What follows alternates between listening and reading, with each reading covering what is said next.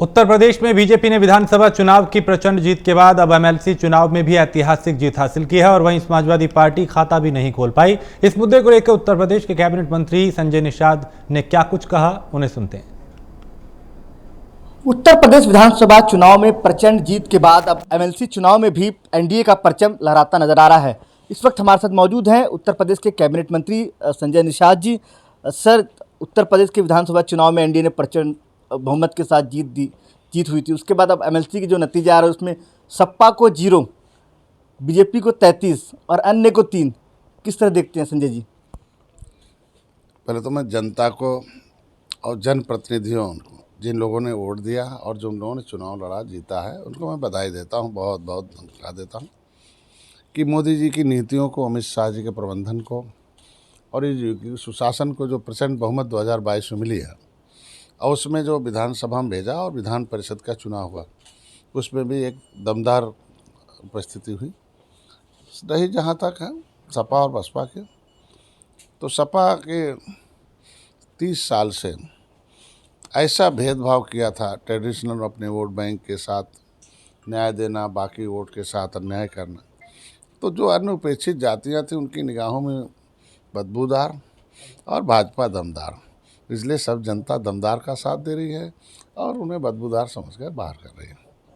Sir, अब आपने मंत्रालय संभाल लिया है, एक कैबिनेट की बैठक भी हो गई, क्या निर्णय लिए गए हैं? किस तरह से अपने मंत्रालय को चलाने के लिए 100 दिन की जो खाका कहा जाता है वो किस तरह से तैयार किया गया आप लोगों ने?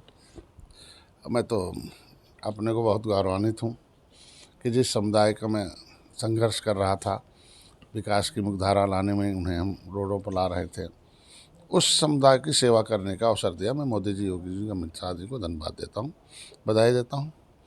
और मैंने योगी जी से मिलने के उपरांत मैं धन्यवाद देने गया था, आशीर्वाद लेने।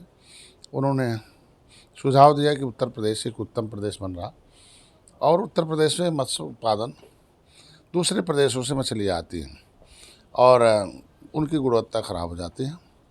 आप उत्तर प्रदेश में एक ऐसा उत्पादन किया जाए कि ये जो विभाग है, ये काम से 3 फायदे हैं। एक तो रोजगार के साधन, दूसरे प्रोटीन युक्त खाद्यान्न होंगे, तीसरा जो है राजस्व की वृद्धि होगी।